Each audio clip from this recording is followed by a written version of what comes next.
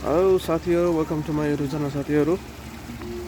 आज एउटा छोटो मोटो ब्लग बनाऊँ युट्युबको लागि। म चाहिँ अहिले हाल बन्दीपुर तनहुँ बन्दीपुर केबल कारमा छु, लोवर स्टेसनमा छु साथीहरू।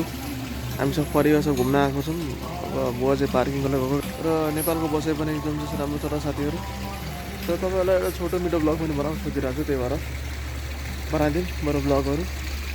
त्यही भएर साथीहरू पछाडि चाहिँ म अब अहिले Bandipur cable car lower station साथीहरू लगभग बन्दै। आहा कस्तो राम्रो सिनहरू छन् यहाँ, महादेवको मूर्ति सबै छ साथीहरू। साथीहरू हामी चाहिँ अहिले यो बन्दीपुर केबल कारको भित्र छौँ। यसो सबै क्याफेहरू छ, सबै चिज सुविधा छन् साथीहरू। अनि ड्राइभ इन रेस्टुरेन्टमा छ साथीहरू। सालीको फोटो कसैको छुनु हुँदैन। हामी चाहिँ अहिले भित्रमा छौँ। कसैको व्यक्तिगत ब्लगमा सक्दै राम्रो हो साथीहरू। अहिले भित्र छौँ। एकछिनमा मात्रै हो केबल कार चढ्ने साथीहरू। अब हामी चाहिँ अब अहिले घुम्नको लागेको छौँ, तर अहिले बत्ती चाहिँ गएको साथीहरू, बिजोगको छ साथीहरू। तर केही फरक छैन। अब हाम्रो चाहिँ ब्लग चाहिँ जारी छन्, के फरक बत्ती गयो भने।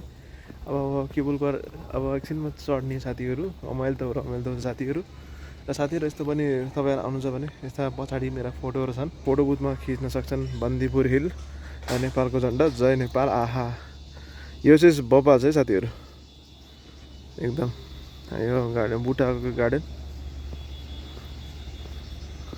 Bandipur cable car. एकदम शिव मन्दिरको, गुरु पुराणको, मयुरको यस्तो रमाइलो छ साथीहरू। अन्त पर्यटकको ठाउँ अहिले अब बिस्तारै प्रचार पनि हुँदैछ बन्दीपुर बन्दीपुर केबल कार। अब यसको भने अब बिस्तारै प्रचार पनि हुँदैछन्। अब अहिले मान्छेहरू आइरहन्छन्, तनहुँका नजिकका मान्छेहरू आउँछन्, यसरी घुम्न आउँछन्। कोही यतै बस्छन्, कोही यतै जागिर गर्छन् साथीहरू।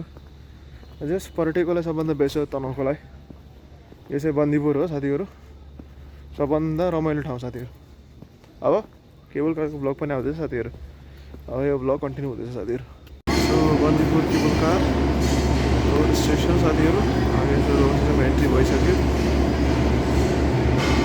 लाइनमा गइसक्यो। अब हामी बन्दीपुर केबल कारमा एक्सपिरियन्स भएको छ। बन्दीपुर केबल कार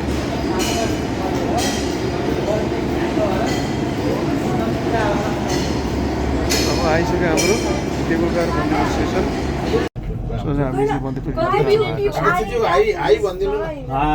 हाम्रो अध्यक्षज्यू रामचन्द्र शर्माज्यू बिहानदेखि बेलुकासम्म खटिनु भएको छ। लामो समय किन यहाँ बस्नुभयो भनेको त के चाहिने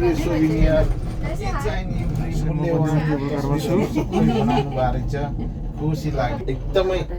हामी प्रवासीहरूको लगानी सुरक्षित छ ल है, एकदमै राम्रो। 2 seconds later साथीहरू म तपाईँलाई देखाउँछु। यो चाहिँ बन्दीपुरको यो गाउँ हो। अनि यो चाहिँ यस्तो रमाइलो छ साथीहरू, टुरिस्ट डेस्टिनेसन ठाउँ साथीहरू मा छु। अनि अब हामी सबैजना परिवार सब खाना खाँदैछन्। यही छोटो मिठो भ्लग हो साथीहरू। यो रातिको भ्लग थियो, अहिले मैले खास डिलिट गरिदिएँ भिडियो, त्यो खास त्यो कामको छैन राति, त्यही भएर चाहिँ तपाईँलाई देखाउँ। अहिले हाल बन्दीपुरमा छु र अर्को भ्लग पनि चाँडै आउँछ साथीहरू। यसै अब धेरै जस्तो खिच्दैन यो भ्लग। अब अर्को भ्लग चाहिँ मनोकामना भ्लग आउँदैछ चाँडै। त्यही भएर साथीहरू आफ्नो ख्याल गर्नुहोस्। अस्त जय नेपाल र बन्दीपुरको भ्लग जारी रहोस्।